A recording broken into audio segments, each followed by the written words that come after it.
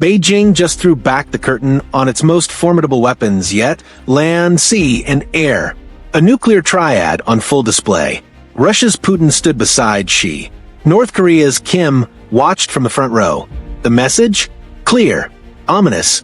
The age of U.S. nuclear primacy might be over. But is this a warning, or something far darker? Welcome to Battle Vault, but before we continue, please like and subscribe to our channels. Please encourage us. What was hidden behind Tiananmen's gates until now? On September 3rd, 2025, the world's eyes turned to Beijing. Under the shadow of Tiananmen Gate, China rolled out its largest ever military parade, marking the 80th anniversary of the end of World War II. But this was no ordinary commemoration. What China unveiled was something the world had never witnessed in full before. Its complete nuclear triad, land-based ICBMs, submarine-launched missiles, and air-launched ballistic weapons. Alongside them came fleets of hypersonic glide vehicles, drone swarms, directed energy lasers, and even prototype robotic wolf machines said to be designed for future battlefields. The symbolism was unmistakable. Beijing wasn't just celebrating history, it was declaring a new era of power. Tiananmen Square transformed into a theater of steel and firepower. Row after row of intercontinental ballistic missiles rumbled across the pavement. Overhead, bombers and fighter jets roared in tight formations, trailing plumes of smoke in the national colors. Naval personnel marched with precision, evoking the silent killers beneath the oceans, China's nuclear submarines. Crowds gasped as hypersonic weapons and drone swarms buzzed in synchronized displays, followed by futuristic anti-satellite systems and lasers designed to blind enemy eyes in space. This wasn't just a military show, it was a message. The spectacle wasn't limited to the weapons. The front row of VIPs told its own story. At the center stood Xi Jinping, projecting confidence as commander-in-chief of China's rise. But flanking him were two figures who sent shockwaves through Washington and allied capitals: Vladimir Putin and Kim Jong-un. Together, the trio cut the image of a bloc united against the West.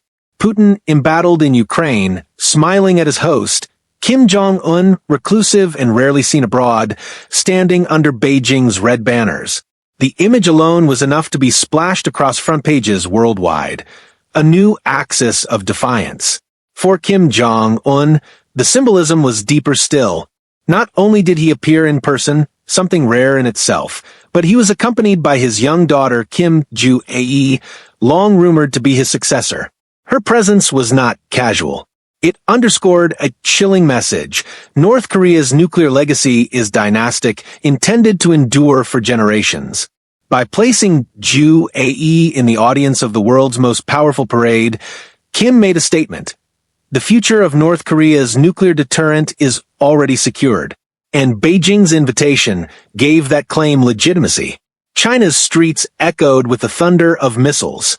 But the real shock wasn't the scale, it was the revelation.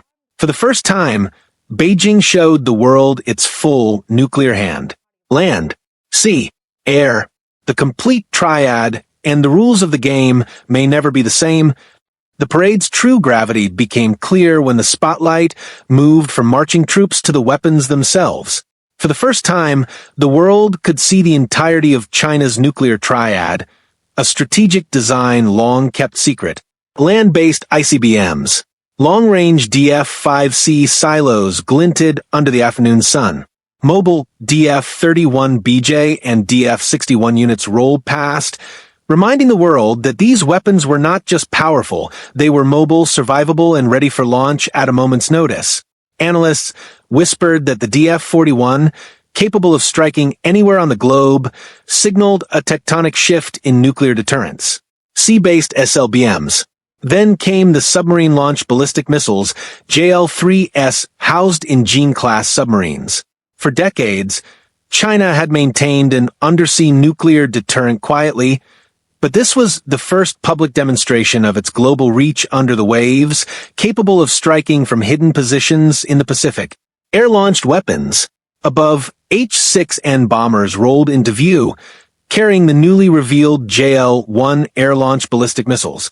These weapons extended the Triad's flexibility, ensuring that China could strike from any domain, land, sea, or sky. Additional shock factors include hypersonic glide vehicles streaked overhead at blinding speeds. Drone swarms flew in precise formations, simulating autonomous attack patterns. Laser systems and counter-UAS tech hinted at space and cyber battlefield dominance. Weapons alone do not make a message. China's parade spoke to the world. This triad is complete, and its reach is global. But who was watching and what did they think? It wasn't just missiles on display, it was a message to the world. The VIP section told a story that rivaled the hardware on the parade grounds. At the center, Xi Jinping stood tall, projecting calm authority, while Vladimir Putin and Jong flanked him like living symbols of a new strategic axis. Together, they formed an unmistakable visual statement. A triangle of power signaling defiance and solidarity against the West. Putin, still reeling from military setbacks in Europe, used the parade as a stage to assert Russia's enduring relevance. His subtle nods to Xi hinted at a desire for mutual support in the global chessboard, while Kim Jong-un's rare public appearance, accompanied by his daughter, Ju Ae, sent a chilling message of dynastic continuity and North Korea's long-term nuclear ambitions. Every glance, every gesture, every synchronized bow conveyed a silent but unmistakable warning. This alliance is deliberate, calculated, and prepared to reshape the balance of power. The parade's guest list was itself a geopolitical signal. Leaders from Iran, Belarus, India, and other nations observed with keen interest a subtle acknowledgement of China's growing sphere of influence. What looked like pomp and pageantry was, in reality, a carefully choreographed exhibition of global alignment. China was telling the world, its reach is no longer confined to Asia, it is global, formidable, and assertive. Each applause, each saluting hand, and each nod in the VIP section reinforced the parade's dual message. Military might paired with diplomatic influence. The cameras captured it all, broadcasting the image of a world where alliances were shifting and the old certainties of power no longer applied. Across the Pacific, Washington's response was a mix of unease and calculation. Former President Trump posted on social media, "Give my warmest regards," a snarky dismissal that belied deeper concern among Pentagon analysts and intelligence circles. Experts debated furiously. Was this parade a calculated bluff designed to intimidate rivals without true combat capability? Or was it a watershed moment, signaling China's irreversible expansion of nuclear reach and strategic dominance? Some analysts warned that underestimating the significance could be dangerous.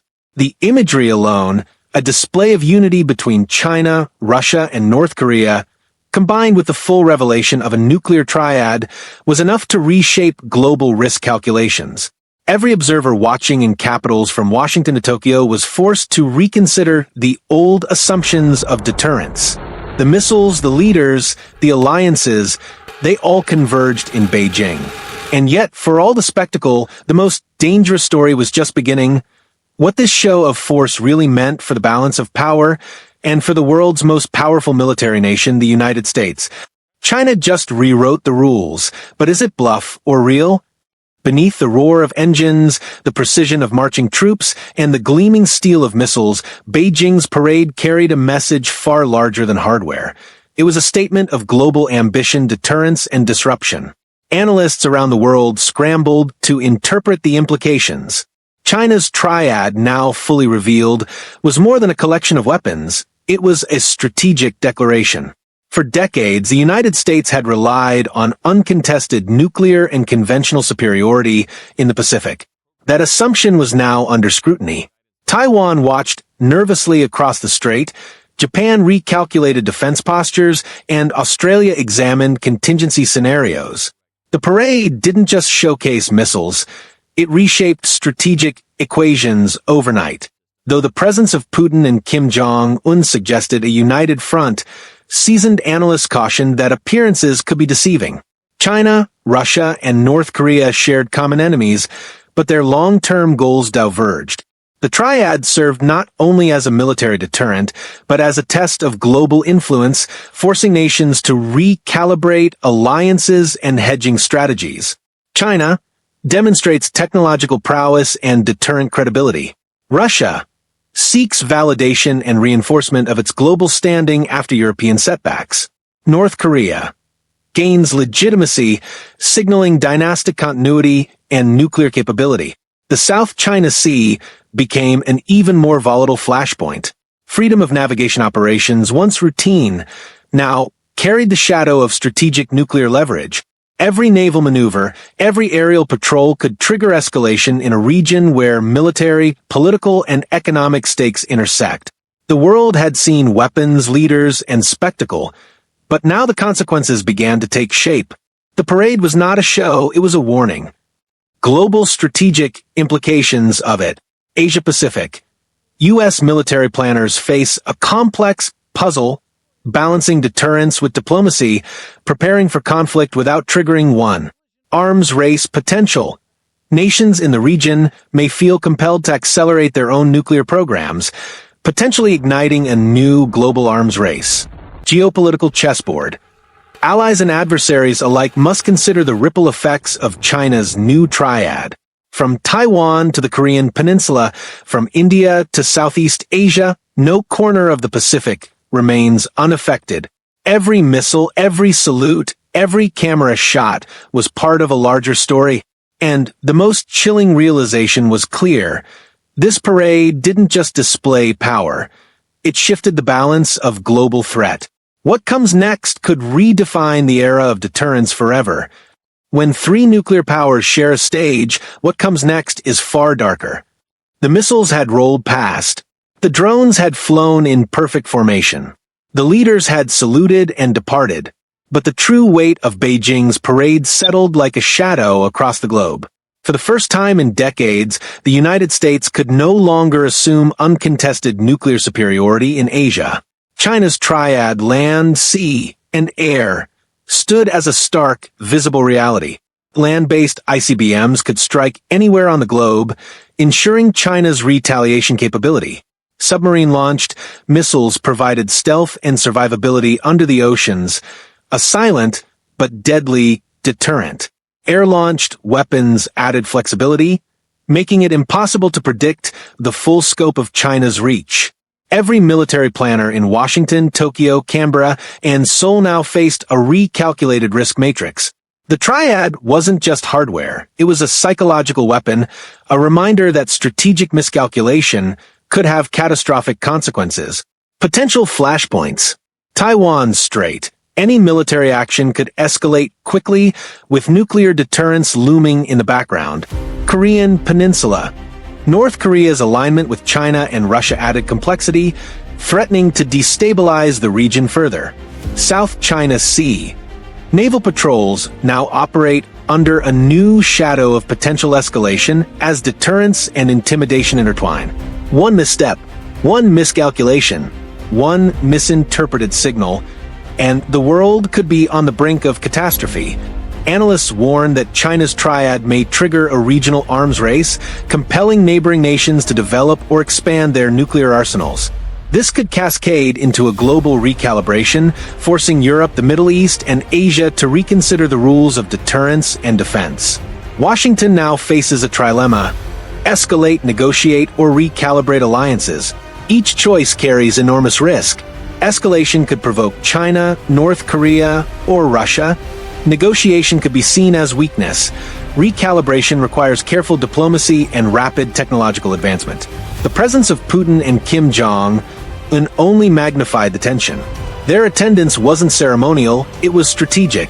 The three nuclear powers together on a single stage sent a message that deterrence, diplomacy, and confrontation are now intertwined in ways the world has never seen. China didn't just unveil weapons. It unveiled a new reality. Land, sea, and air, all domains armed, all eyes watching, with Putin and Kim standing beside Xi. The world witnessed not a parade, but a profound shift in power. The United States, and indeed every nation, must now reckon with a world where the old rules no longer apply. The era of dominance is over. The era of deterrence has been reborn. Subscribe to our channels for more of this. Thank you for watching.